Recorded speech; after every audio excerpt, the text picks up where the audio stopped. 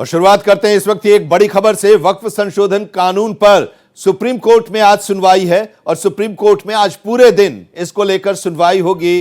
दोनों पक्षों को 2-2 घंटे का समय अलॉट किया गया है और 2-2 घंटे के दौरान दोनों पक्ष अपनी अपनी बात को रखेंगे, अपने अपने तर्क को रखेंगे। चीफ जस्टिस की अगुवाई वाली बेंच इस पूरे मामले की सुनवाई करेगी। चीफ जस्टिस BR गवई और जस्टिस AG मसीह बेंच में शामिल हैं। यह बेंच अधिनियम की संवैधानिक वैधता पर विचार करेगी और कानून पर अंतरिम रोक लगाने को लेकर फैसला करेगी।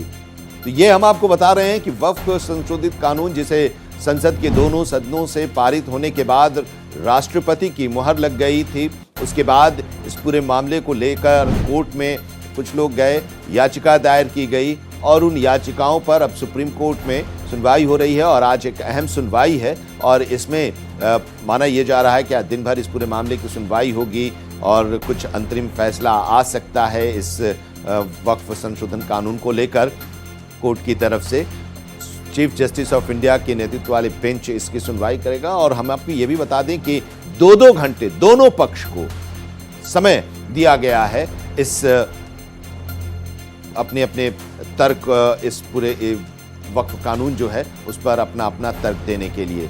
सुप्रीम कोर्ट में दोनों पक्षों को 2-2 घंटे का वक्त मिलेगा और इस दौरान वो अपना अपना पक्ष रखेंगे। चीफ जस्टिस की अगुवाई वाली बेंच इस पूरे मामले की सुनवाई करेगा। Chief justice BR Gavai, justice AG मसीह बेंच में शामिल हैं और ये बेंच अधिनियम की संवैधानिक वैधता पर विचार करेगा। कानून पर अंतरिम रोक लगाने को लेकर फैसला ये बेंच ले सकती है वक्फ संशोधन कानून को लेकर। ये वक्फ संशोधन कानून का बिल जो पेश किया गया था लोकसभा और राज्यसभा में, उसमें पास हो गया और उसके बाद फिर राष्ट्रपति के पास भेजा गया और राष्ट्रपति की मुहर के बाद इस कानून के लागू होने की बात जब आई तभी कुछ लोगों ने याचिका दायर कर दी थी और याचिका पर सुप्रीम कोर्ट में सुनवाई हो रही है और आज इसी क्रम में सुनवाई है।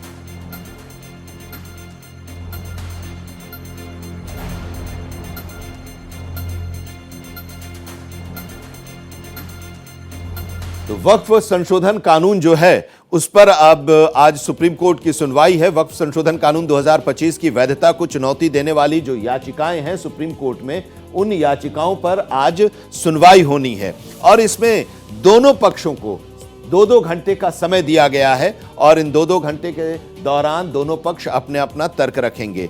चीफ जस्टिस ऑफ इंडिया की अगुवाई वाली बेंच इस पूरे मामले की सुनवाई आज करेगा और हम आपको यह भी बता दें कि chief justice of India BR Gavai की खंडपीठ है और वो इस पर सुनवाई करेगी। अधिनियम की संवैधानिक वैधता पर विचार संभव है और उम्मीद ये की जा रही है कि आज जो सुनवाई होगी उसमें कोई अंतरिम फैसला भी कोर्ट की तरफ से आ सकता है। कानून को लेकर कोर्ट की तरफ से, इस बेंच की तरफ से, चीफ जस्टिस ऑफ इंडिया के नेतृत्व वाली जो बेंच है उस बेंच की तरफ से कोई अंतरिम फैसला लिया जा सकता है आज की सुनवाई पर कि 2-2 घंटे दोनों पक्ष को दिया गया है समय। 1995 के पूर्व की याचिका पर कोई विचार नहीं होगा। कुछ स्थितियां साफ हैं, स्पष्ट कर दी गई हैं इस सुनवाई को लेकर कि आज की सुनवाई में क्या होगा। 3 मुद्दों पर सुनवाई होगी। पहला मुद्दा जो है वक्फ बाय डीड या वक्फ बाय यूजर का मुद्दा है और इसको लेकर आज सुनवाई होनी है। दूसरा जो मुद्दा है वो राज्य वक्फ बोर्डों और केंद्रीय वक्फ परिषद की संरचना का मुद्दा है और उस पर सुनवाई होनी है। 3 मुद्दों पर आज जो सुनवाई होगी वो हम आपको बता रहे हैं। और तीसरा जो मुद्दा है वो भूमि सरकारी है या नहीं, इसकी जांच का मुद्दा है। जिलाधिकारी को यह अधिकार दिया गया है इस कानून के तहत कि वो बताएंगे कि सरकारी जमीन पर वक्फ की संपत्ति है या नहीं, भूमि सरकारी है या नहीं, इसकी जांच जो है वो एक मुद्दा है। ये 3 मुद्दा वक्फ संशोधन कानून पर आज सुप्रीम कोर्ट की सुनवाई है और 3 मुद्दे हैं और इन 3 मुद्दों पर सुनवाई होनी है। पहला है डीड को लेकर और दूसरा हमने आपको भी बताया और इसके साथ ही ये भी है कि आज जो सुनवाई होने वाली है 2-2 घंटे दोनों पक्ष को दिया गया है सुनवाई के लिए समय और चीफ जस्टिस ऑफ इंडिया की अगुवाई वाली ये बेंच सुनवाई करेगी और इसमें जस्टिस एजी मसीह भी हैं। 2 जजों की ये बेंच है और आज सुनवाई होनी है। माना यह जा रहा है कि कोई अंतरिम फैसला भी आज की सुनवाई के बाद कोर्ट ले सकती है, ये बेंच ले सकती है। अब जरा ये देखिए कि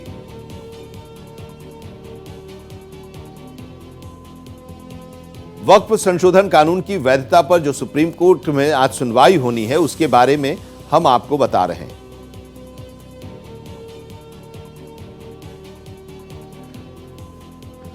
तो अब जो तीनों मुद्दे हैं उसके बारे में जरा देखिए। क्या होता है वक्फ बाय यूजर का मतलब? ये जो पहला मुद्दा है जिस पर आज होना है वो बता रहे हैं, ऐसी संपत्ति जिसका लंबे समय से वक्फ संपत्ति के रूप में उपयोग होता रहा हो। तो ये है पहला मुद्दा जो वक्फ बाय यूजर का है, चाहे उसके नाम पर कोई लिखित वक्फ डीड या दस्तावेज न हो। हम आपको बता रहे हैं पूरे विस्तार से कि जिन विषयों को आज शामिल किया जा रहा है उसे वक्फ संपत्ति माना जाएगा, ये साफ कर दिया गया है और इसी को लेकर आज सुनवाई है और इस सुनवाई में वो अपने अपने तर्क को रखेंगे, दोनों पक्ष, जो 2-2 घंटे का समय दिया गया है। 3 और 4 अप्रैल को लोकसभा और राज्यसभा में वोटिंग हुई थी और उसके बाद ये पास हुआ था। लोकसभा में और राज्यसभा में दोनों सदनों से पारित हुआ था। 5 अप्रैल को राष्ट्रपति द्रौपदी मुर्मू ने इसको मंजूरी दे दी थी। उनके हस्ताक्षर और मंजूरी के बाद अब ये कानून बन गया था। केंद्र ने वक्फ संशोधन अधिनियम 2025 को अधिसूचित किया था राष्ट्रपति के हस्ताक्षर के बाद, उनकी मंजूरी के बाद। तो ये जो बिल पेश किया गया था वो कानून का रूप उसने ले लिया। लेकिन इसी बीच कोर्ट में लोग चले गए, याचिका दायर कर दी गई थी। केंद्र ने सुप्रीम कोर्ट को ये आश्वासन दिया था। अब कुछ तरह विस्तार से हम आपको बता रहे हैं कि आश्वासन सुप्रीम कोर्ट को केंद्र सरकार ने क्या दिया था, ये भी हम आपको बता रहे हैं। वक्फ संशोधन कानून की वैधता पर जो सुप्रीम कोर्ट में आज सुनवाई होनी है और केंद्र ने आश्वासन दिया था। 17 अप्रैल को केंद्र ने आश्वासन दिया था सुप्रीम कोर्ट को। सुप्रीम कोर्ट ने जो कहा था कि 25 अप्रैल को केंद्रीय अल्पसंख्यक मामलों के मंत्रालय ने हलफनामा दायर किया था और उसके बाद सुप्रीम कोर्ट ने कहा था कि यथास्थिति बनाए रखने के लिए संशोधित वक्फ अधिनियम 2025 का बचाव करते हुए हलफनामा दायर किया गया था। कोर्ट की सुनवाई के दौरान कोर्ट ने हलफनामा दायर करने के लिए कहा था। अल्पसंख्यक मंत्रालय ने 1332 पेज का हलफनामा दायर किया था। वो अपने सारे तर्क उसमें दिए थे हलफनामे में। वक्फ संशोधन कानून पर रोक लगाने की मांग जो थी उसको खारिज करने का अनुरोध किया गया था केंद्र सरकार की तरफ से। वक्फ संशोधन कानून पर रोक न लगाने की मांग की गई थी हलफनामा के जरिए। 5 मई तक वक्फ संपत्तियों को डी नोटिफाई केंद्र नहीं करेगा, ये कहा गया। तो अब उसके बाद फिर सुप्रीम कोर्ट में फिर मामला आया, उसके बाद उस डेट को आगे बढ़ाया और नहीं केंद्रीय वक्फ परिषद और बोर्ड में कोई नियुक्ति की जाएगी, ये सुप्रीम कोर्ट की तरफ से कहा गया था। क्योंकि उसमें जो प्रावधान थे उस प्रावधान पर ही आपत्ति दर्ज की गई थी और उन प्रावधानों पर जब आपत्ति दर्ज की गई थी तो सुप्रीम कोर्ट ने कहा कि ठीक है, हम इस याचिका को एक्सेप्ट करते हैं, सुनवाई होगी, लेकिन तब तक आप उसको लागू मत कीजिए। ऐसी संपत्ति जिसका लंबे समय से वो उनके पास था, वक्फ के रूप में उपयोग होता रहा हो, चाहे उसके नाम पर कोई लिखित वक्फ डीड या दस्तावेज न हो, तो उसे वक्फ की संपत्ति माना जाएगा। ये वक्फ बाय यूजर का मतलब होता है। ग्राफिक्स के जरिए हम आपको जो समझा रहे हैं, आप ये देखिए कि वक्फ संशोधन अधिनियम 2025 से 3 और 4 अप्रैल को लोकसभा और राज्यसभा में वोटिंग हुई थी। 5 अप्रैल को राष्ट्रपति ने हस्ताक्षर कर दिया, मंजूरी दे दी। केंद्र ने वक्फ संशोधन अधिनियम 2025 को अधिसूचित किया था और वक्फ संशोधन कानून की वैधता पर जो सुप्रीम कोर्ट में आज सुनवाई है उसका इंतजार भी है।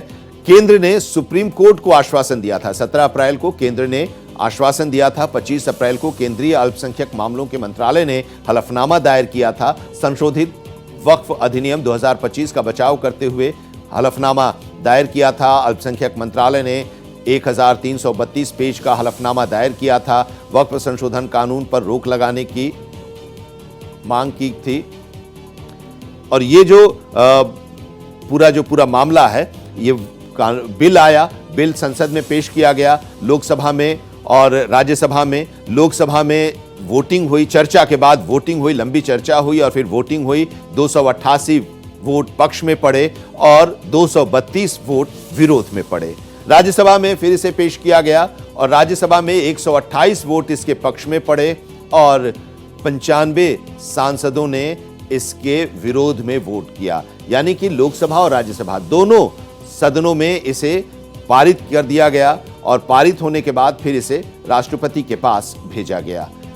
पक्ष में जो राय दी जाती है पारदर्शिता और जवाबदेही की, जबकि विपक्ष ये कहता है कि इससे विवादों में वृद्धि होगी।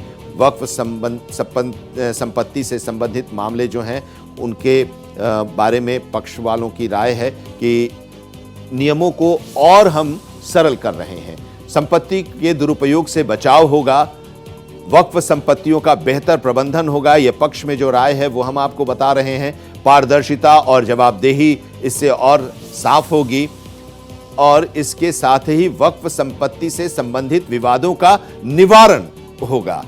ये पक्ष वालों की राय है। वक्फ के नियमों और विनियमों का बेहतर ढंग से क्रियान्वयन हो पाएगा और संपत्ति के दुरुपयोग से बचाव होगा। लेकिन जो विपक्ष के लोग हैं, इस बिल के खिलाफ जो लोग हैं, वो लोग कहते हैं कि इससे वक्फ संपत्तियों को नुकसान होगा और association for protection of civil rights, ये भी बात आ रही है। केरला जमीयत उलेमा जो विरोध में याचिका उन लोगों ने जो दायर किया है वो हम आपको बता रहे हैं। मौलाना अरशद मदनी, इन्होंने विरोध में याचिका दायर की है। असदुद्दीन ओवैसी भी उसमें से एक हैं। पक्ष में जो याचिका है वो भी हम आपको बता रहे हैं। उत्तराखंड पक्ष में इस याचिका दायर की, हरियाणा राज्य वो है जहां पर पक्ष में इसकी याचिका दायर की गई है। महाराष्ट्र विपक्ष में जो नाम है वो भी हम आपको दिखा रहे हैं कि जिन लोगों ने विरोध में याद है। 6 राज्य सरकारों की याचिका है जो पक्ष में दायर की गई है, असम भी उसमें से एक है।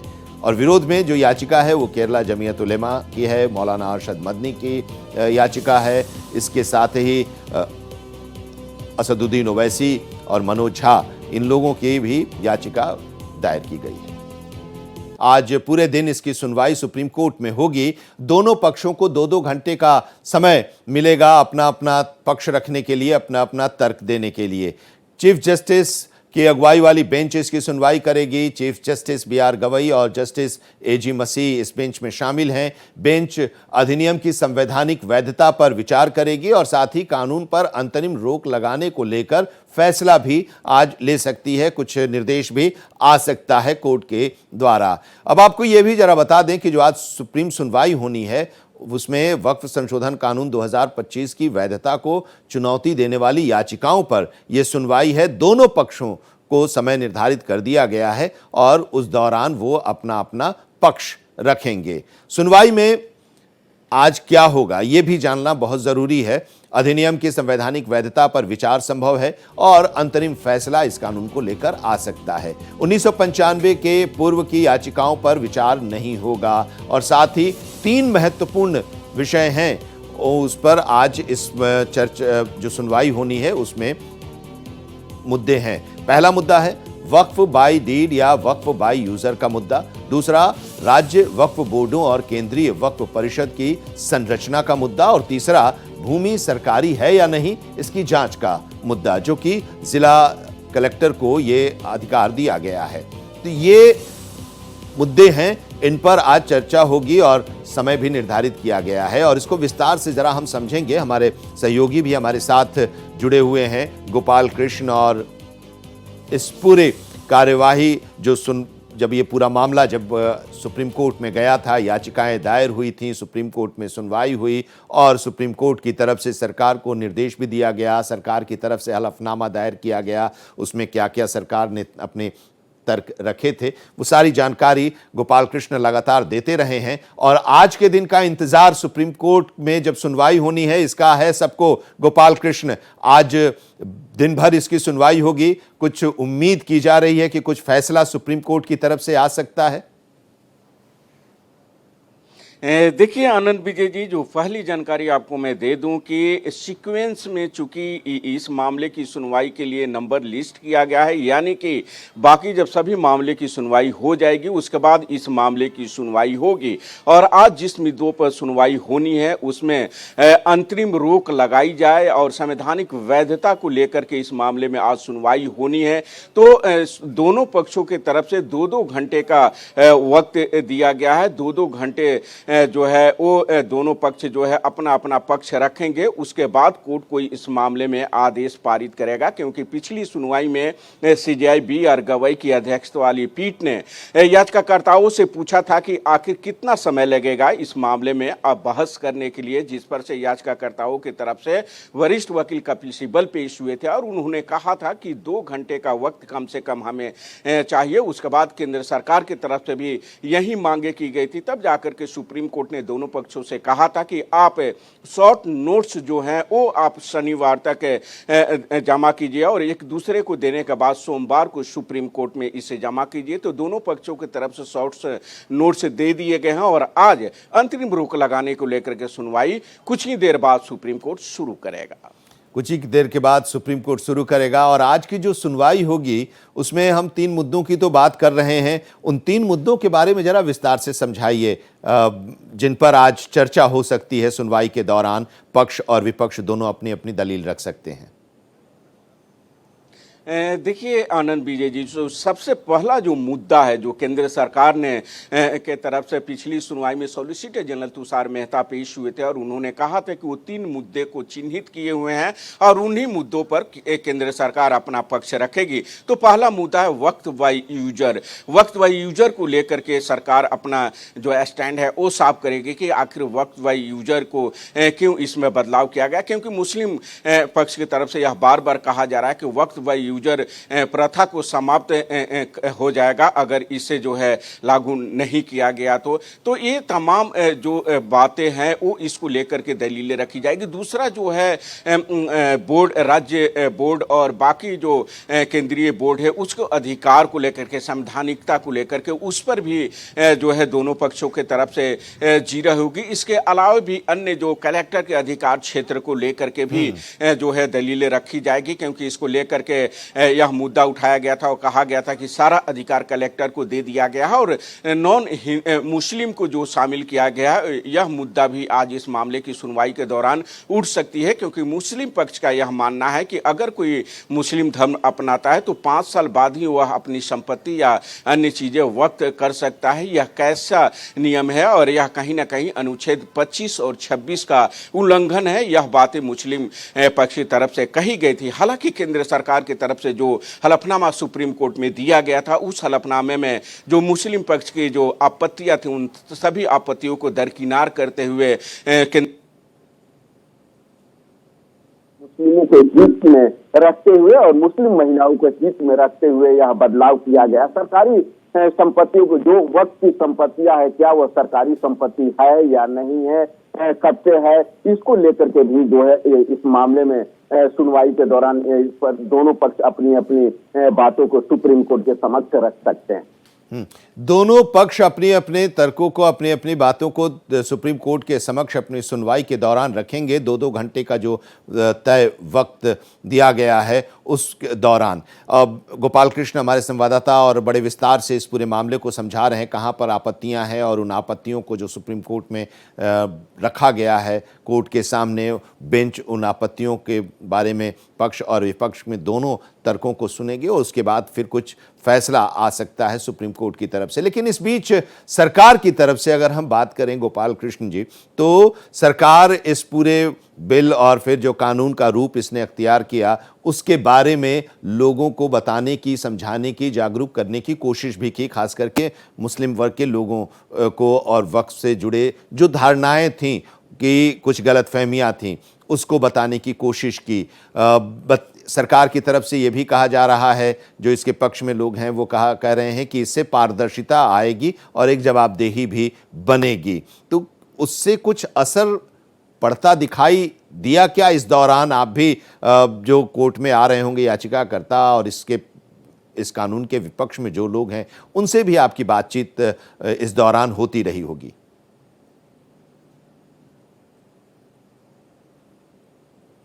पक्षकारों का मानना है कि जो केंद्र सरकार द्वारा कानून लाया गया है वो पूरे वक्त को खत्म करने की एक साजिश रची गई है और जो वक्त की जमीनें हैं उसको कहीं ना कहीं सरकारी जमीन घोषित करने का ये एक सरकार की तरफ से प्रयास है, जबकि सरकार का यह मानना है कि यह फैसला अचानक नहीं लिया गया है।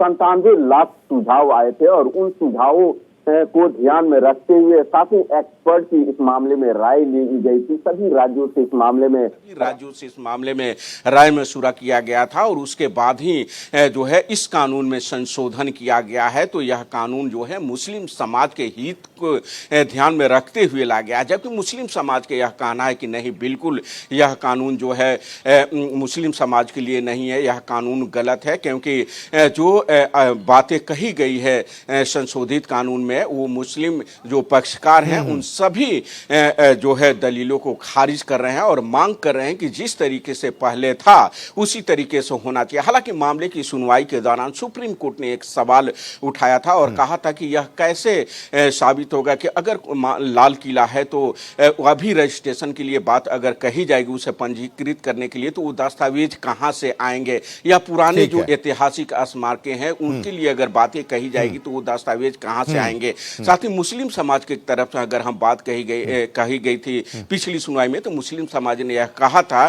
कि जो हिंदू संस्थाएं हैं, जो धार्मिक संस्थाएं हैं, क्या उसमें मुस्लिम जो है कम्युनिटी के लोग हैं उन्हें शामिल। चलिए इसके बारे में आपसे आगे भी हम जानकारी लेते रहेंगे। फिलहाल बहुत बहुत शुक्रिया इस पूरी जानकारी के लिए। सुनवाई का इंतजार है और दोनों पक्ष अपना अपना तर्क रखेंगे तो फिर आपके पास आएंगे। शुक्रिया गोपाल कृष्ण। और इसी के साथ एक ब्रेक के लिए रुकते हैं। ब्रेक के बाद भी खबरों का सफर जारी रहेगा। देश दुनिया की खबरों के लिए देखते रहिए भारत एक्सप्रेस।